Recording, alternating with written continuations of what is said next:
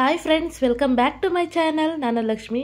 ನಾನಿವತ್ತು ಒಂದು ಆರೋಗ್ಯಕರವಾದಂತಹ ರೆಸಿಪಿನ ನಿಮ್ಮ ಜೊತೆ ಶೇರ್ ಮಾಡ್ತಾ ಇದ್ದೀನಿ. ಅದೇ ಹಾಗಲಕಾಯಿ ಪಲ್ಯ. ಹಾಗಲಕಾಯಿ ಪಲ್ಯ ಅಂತಂತಂದರೆ ಯಾರಿಗೂ ಇಷ್ಟ ಇರಲ್ಲ, ಯಾಕಂತಂದರೆ ಸ್ವಲ್ಪ ಕಹಿ ಇರುತ್ತಲ್ಲ, ಅದಕ್ಕೋಸ್ಕರ. ಅದೇ ಆರೋಗ್ಯಕ್ಕೆ ತುಂಬಾ ಒಳ್ಳೆಯದು. ಅದರಲ್ಲೂ ಶುಗರ್ ಇರೋರಿಗೆ ಇದನ್ನು ಹೆಚ್ಚಾಗಿ ತಿನ್ಕೊಬಂದರೆ ಶುಗರ್ ಕಂಟ್ರೋಲ್ ಆಗುತ್ತೆ. ಜೊತೆಗೆ ಪಿತ್ತ ಅಂತ ಅಂದಾಗ ಇದನ್ನು ಬೆಳಗಿನ ಜಾವ ಆಳುಗಳಲ್ಲಿ ತಿಂದರೆ ತುಂಬಾ ಒಳ್ಳೆಯದು. ನಾನು ಮಾಡ್ಕೊಳ್ಳೋ ರೀತಿ ಒಂದು ಸಲ ಟ್ರೈ ಮಾಡಿ ಕೊಡಿ. ತಿನ್ನಲ್ಲ ಅಂತಂದವರು ಬೇಕು ಅಂತ ಹಾಕಿಸ್ಕೊಂಡು ತಿಂತಾರೆ. ಈ ಹಾಗಲಕಾಯಿ ಪಲ್ಯನ ಮಾಡೋಕ್ಕೆ ಮೊದಲಿಗೆ ನಾನು ಇಲ್ಲಿ ಹಾಗಲಕಾಯಿನ ತಗೊಂಡಿದ್ದೀನಿ. ನೋಡ್ತಾ ಇರ್ಬೋದು, ತುಂಬ ಈಸಿಯಾಗಿ ಮಾಡ್ಕೋಬೋದು. ಎಲ್ಲೂ ಸ್ಕಿಪ್ ಮಾಡ್ದಂಗೆ ವಿಡಿಯೋನ ಪೂರ್ತಿಯಾಗಿ ನೋಡಿ.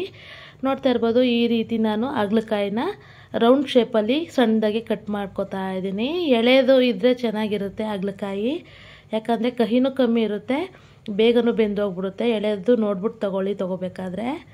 ಅದೇ ರೀತಿ ಎಲ್ಲನೂ ಈ ರೀತಿ ಸಣ್ಣದಾಗೆ ರೌಂಡ್ ಶೇಪಲ್ಲಿ ಕಟ್ ಮಾಡ್ಕೋತಾ ಇದ್ದೀನಿ ಹಾಗಲಕಾಯಿನ.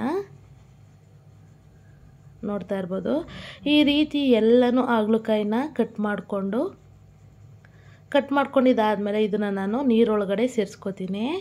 ಇದನ್ನು ನಾನು ತೊಳೆದು ಕಟ್ ಮಾಡ್ಕೋತಾ ಇಲ್ಲ. ಕಟ್ ಮಾಡಾದಮೇಲೆ ನಾನು ನೀರೊಳಗಡೆ ಹಾಕೋತಾ ಇದ್ದೀನಿ. ನೀರೊಳಗಡೆ ಹಾಕ್ಕೊಂಡು ನೀಟಾಗಿ ತೊಳ್ಕೊಬೇಕು ಇದನ್ನು ಹಾಗಲಕಾಯಿನ. ನೋಡ್ತಾ ಇರ್ಬೋದು, ನನಗೇನೇನು ಬೇಕು ಅದೆಲ್ಲನೂ ರೆಡಿ ಮಾಡಿ ಇಟ್ಕೊಂಡಿದ್ದೀನಿ. ಹುಣಸೆಹಣ್ಣೆಲ್ಲ ನೆನೆ ಹಾಕ್ಕೊಂಡಿದ್ದೀನಿ. ಕೊತ್ತಂಬರಿ ಸೊಪ್ಪು, ಕರಿಬೇವು, ಈರುಳ್ಳಿ ಮತ್ತು ಹಾಗಲಕಾಯಿ ಎಲ್ಲನೂ ಕಟ್ ಮಾಡ್ಕೊಂಡು ನೀರೊಳಗಡೆ ಸೇರಿಸ್ಕೊಂಡಿದ್ದೀನಿ. ಇವಾಗ ರುಬ್ಬಬೇಕು.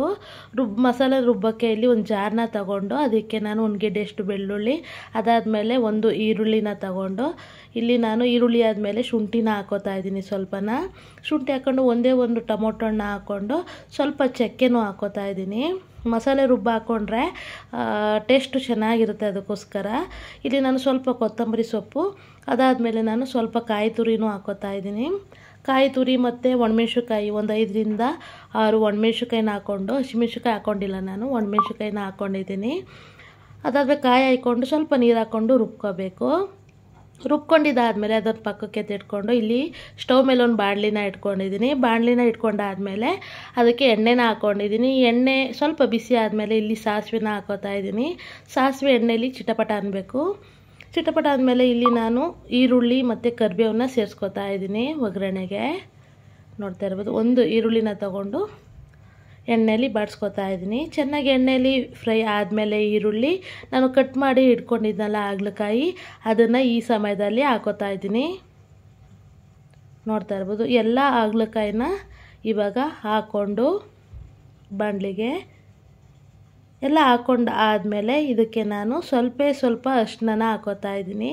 ಇದು ಫ್ರೈ ಮಾಡೋಕ್ಕೆ ಮುಂಚೆ ಇದಕ್ಕೆ ಸ್ವಲ್ಪ ಅರಿಶಿನ ಸೇರಿಸ್ಕೊಂಡು, ಅರಿಶಿನ ಸೇರಿಸಾದ್ಮೇಲೆ ಸ್ವಲ್ಪ ಉಪ್ಪನ್ನ ಹಾಕೋತಾ ಇದ್ದೀನಿ. ಒಂದು ಅರ್ಧ ಸ್ಪೂನಷ್ಟು ಉಪ್ಪನ್ನ ಹಾಕ್ಕೊಂಡು ಇವಾಗ ಎಣ್ಣೆಯಲ್ಲಿ ಚೆನ್ನಾಗಿ ಬಾಡಿಸ್ಬೇಕು. ಇದು ಹಾಗಲಕಾಯಿ ಕಹಿ ಇರುತ್ತಲ್ಲ, ಅದು ಎಣ್ಣೆಯಲ್ಲಿ ನಾವು ಎಷ್ಟು ಬಾಡಿಸ್ತೀವೋ ಅಷ್ಟು ಕಹಿ ಕಮ್ಮಿ ಆಗುತ್ತೆ. ಅದಕ್ಕೋಸ್ಕರ ಸ್ವಲ್ಪ ಅರಿಶಿನ, ಉಪ್ಪು ಹಾಕ್ಕೊಂಡು ಚೆನ್ನಾಗಿ ಹೈ ಫ್ಲೇಮ್ ಇಟ್ಕೊಂಡು ಒಂದು 5 ರಿಂದ 10 ನಿಮಿಷ ಅರ್ಧ ಬೇಯಬೇಕು. ಅರ್ಧ ಇದು ಬೆಂದೋಗ್ಬಿಡ್ಬೇಕು ಎಣ್ಣೆಲೇ ಫ್ರೈ ಮಾಡಬೇಕಾದ್ರೆ. ಅಷ್ಟು ಫ್ರೈ ಮಾಡ್ಕೋಬೇಕು ಈ ಹಾಗಲಕಾಯಿನ. ನೋಡ್ತಾ ಇರ್ಬೋದು, ಚೆನ್ನಾಗಿ ಫ್ರೈ ಮಾಡಿದಷ್ಟು ಕಹಿನೂ ಕಮ್ಮಿ ಆಗುತ್ತೆ, ಟೇಸ್ಟು ಚೆನ್ನಾಗಿರುತ್ತೆ. ಈ ರೀತಿ ಚೆನ್ನಾಗಿ ಫ್ರೈ ಮಾಡ್ಕೊಳ್ಳೋಕ್ಕೆ ನಾನು ಒಂದು ಪ್ಲೇಟ್ನ ಮುಚ್ಚಿಬಿಟ್ಟು ಒಂದು 5 ನಿಮಿಷ ಬೇಯಿಸ್ಕೊತೀನಿ. ನೋಡ್ತಾ ಇರ್ಬೋದು, ಇವಾಗ ಅದರಲ್ಲಿ ಇದ್ದಂತಹ ನೀರಂಶ ಎಲ್ಲ ಹೋಗ್ಬಿಟ್ಟು ಚೆನ್ನಾಗಿ ಇವಾಗ ಫ್ರೈ ಆಗಿದೆ. ಇಷ್ಟ ಅದೇ ಸಾಕು. ಬಣ್ಣನೂ ಚೇಂಜ್ ಆಗುತ್ತೆ ಚೆನ್ನಾಗಿ ಫ್ರೈ ಆದಮೇಲೆ. ಇವಾಗ ನಾನು ಹುಣಸೆ ರಸನ ನೆನೆ ಹಾಕಿ ಇಟ್ಕೊಂಡಿದ್ದೆ, ಹುಣಸೆ ರಸನ ಇವಾಗ ಸೇರಿಸ್ಕೊತಾ ಇದ್ದೀನಿ.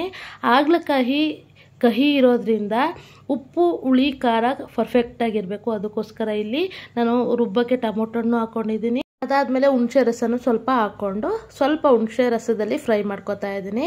ಸ್ವಲ್ಪ ಫ್ರೈ ಮಾಡ್ಕೊಂಡಾದ್ಮೇಲೆ ಇವಾಗ ಮಸಾಲೆ ರುಬ್ಬಿ ಇಟ್ಕೊಂಡಿದ್ನಲ್ಲ ಅದನ್ನು ಇವಾಗ ಸೇರಿಸ್ಕೊತಾ ಇದ್ದೀನಿ. ಸೇರಿಸ್ಕೊಂಡು ಸ್ವಲ್ಪ ನೀರು ಸೇರಿಸ್ಕೊಂಡು ಅದಕ್ಕೆ ನಾನು ಇಲ್ಲಿ ಗರಂ ಮಸಾಲಾನ ಹಾಕೋತಾ ಇದ್ದೀನಿ 1 ಸ್ಪೂನಷ್ಟು. ಅದಾದಮೇಲೆ ಸ್ವಲ್ಪ ಖಾರದ ಪುಡಿನ ಹಾಕ್ತಾ ಇದ್ದೀನಿ. ಹೇಳಿದ್ನಲ್ಲ ಆಲ್ರೆಡಿ ಕಹಿ ಇರೋದ್ರಿಂದ ಖಾರ ಸ್ವಲ್ಪ ಮುಂದೆ ಇರಬೇಕು. ಖಾರದ ಪುಡಿನ ಅಂದರೆ ಅಚ್ಚ ಖಾರದ ಪುಡಿನ ಹಾಕ್ಕೊಂಡು ಅದಾದಮೇಲೆ ಧನಿಯಾ ಪುಡಿನೂ ಹಾಕೋತಾ ಇದ್ದೀನಿ 1 ಸ್ಪೂನಷ್ಟು ಹಾಕ್ಕೊಂಡು ಇವಾಗ ಚೆನ್ನಾಗಿ ಮಿಕ್ಸ್ ಮಾಡ್ಕೋಬೇಕು. ಮಸಾಲೆ ಎಲ್ಲ ಚೆನ್ನಾಗಿ ಹಿಡಿಯೋವರೆಗೂ ನೀಟಾಗಿ ಈ ಥರ ಮಿಕ್ಸ್ ಮಾಡ್ಕೋಬೇಕು. ನನಗೆ ಇನ್ನೊಂದು ಸ್ವಲ್ಪ ನೀರು ಬೇಕು, ಗಟ್ಟಿ ಅನಿಸ್ತಾ ಇದೆ. ಅದಕ್ಕೋಸ್ಕರ ಇವಾಗ ಸ್ವಲ್ಪ ನೀರನ್ನ ಹಾಕ್ಕೊಂಡು ಇನ್ನೊಂದು ಮಿಕ್ಸ್ನ ಮಾಡಿಬಿಟ್ಟು ಇದಕ್ಕೆ ಉಪ್ಪು ಆಲ್ರೆಡಿ ಉರಿಬೇಕಾದ್ರೆ ಹಾಗಲಕಾಯಿನ ಹಾಕ್ಕೊಂಡಿದ್ದೆ. ಇವಾಗ ಇನ್ನೊಂದು ಸ್ವಲ್ಪ ಹಾಕ್ಕೊಂಡು ರುಚಿ ತಕ್ಕನಾಗೆ ಹಾಕ್ಕೊಂಡು ಉಪ್ಪನ್ನ ಇವಾಗ ನಾನು ಇದನ್ನು ಚೆನ್ನಾಗಿ ಮುಚ್ಚಿ ಬೇಯಿಸ್ಕೊತೀನಿ. ಮಸಾಲೆ ಎಲ್ಲ ಚೆನ್ನಾಗಿ ಬೆಂದು ಗಟ್ಟಿ ಆಗಬೇಕು, ಅಲ್ಲಿವರೆಗೂ ಚೆನ್ನಾಗಿ ಒಂದು ಪ್ಲೇಟ್ನ ಮುಚ್ಚಿ ಇವಾಗ ಬೇಯಿಸ್ಕೊತೀನಿ. ನೋಡ್ತಾ ಇರ್ಬೋದು ಇವಾಗ ಚೆನ್ನಾಗಿ ಬೆಂದಿದೆ, ಮಸಾಲೆ ಎಲ್ಲ ಚೆನ್ನಾಗಿ ಬೆಂದು ಥಿಕ್ನೆಸ್ ಎಲ್ಲ ಕರೆಕ್ಟಾಗಿ ಆಗಿದೆ. ಇವಾಗ ಇದು ಹಾಗಲಕಾಯಿ ಗ್ರೇವಿನ ಚಪಾತಿ ಜೊತೆ ಆಗಲಿ ರೊಟ್ಟಿ ಜೊತೆ ಆಗಲಿ ಕೊಟ್ಟರೆ ತುಂಬಾ ಚೆನ್ನಾಗಿರುತ್ತೆ. ಬೇಕಾದ್ರೆ ಹಂಗನಾದ್ರೂ ನೀವು ತಿನ್ಬೋದು. ನೋಡ್ತಾ ಇರ್ಬೋದು ಎಷ್ಟು ಚೆನ್ನಾಗಿ ಬಂದಿದೆ ಅಂತ ಹೇಳ್ಬಿಟ್ಟು. ಒಂದು ಸಲ ಟ್ರೈ ಮಾಡಿ ನೀವು, ತುಂಬಾ ಚೆನ್ನಾಗಿರುತ್ತೆ, ಆರೋಗ್ಯಕ್ಕೂ ಒಳ್ಳೆಯದು. ಇದನ್ನು ಬೆಳಗಿನ ಜಾವ ನೀವು ಏನೂ ಹೊಟ್ಟೆಗೆ ತಿಂದೇನೆ ಮೊದಲೇ ಇದನ್ನು ಹಾಗಲಕಾಯಿ ಪಲ್ಯನ ಮಾಡ್ಕೊ ತಿಂದರೆ ಪಿತ್ತನೂ ಕಮ್ಮಿ ಆಗುತ್ತೆ ಮತ್ತು ಶುಗರ್ ಲೆವೆಲು ಕಮ್ಮಿ ಆಗುತ್ತೆ. ಒಂದು ಸಲ ಟ್ರೈ ಮಾಡಿ. ನಮ್ಮಪ್ಪ ನಮ್ಮಮ್ಮ ನಮಗೆ ಹಂಗೆ ಮಾಡ್ತಿದ್ರು, ನೈಟ್ ಮಾಡಿಟ್ಬಿಟ್ಟು ಬೆಳಗ್ಗೆ ತಿನ್ನಿಸ್ತಿದ್ರು ನಮಗೆ. ನೋಡಿದ್ರಲ್ಲ ಇವತ್ತಿನ ರೆಸಿಪಿ ಯಾವ ರೀತಿ ಇತ್ತು ಅಂತ. ಈ ರೆಸಿಪಿ ನಿಮಗೆ ಸ್ವಲ್ಪನಾದರೂ ಇಷ್ಟ ಆಗಿದ್ರೆ ಲೈಕ್ ಮಾಡಿ, ಶೇರ್ ಮಾಡಿ, ಕಮೆಂಟ್ ಮಾಡಿ, ಸಬ್ಸ್ಕ್ರೈಬ್ ಮಾಡಿಕೊಂಡು ನನ್ನ ಚಾನಲ್ನ ನೋಡಿ ಅಂತ ಹೇಳ್ತಾ thank you for watching. Bye.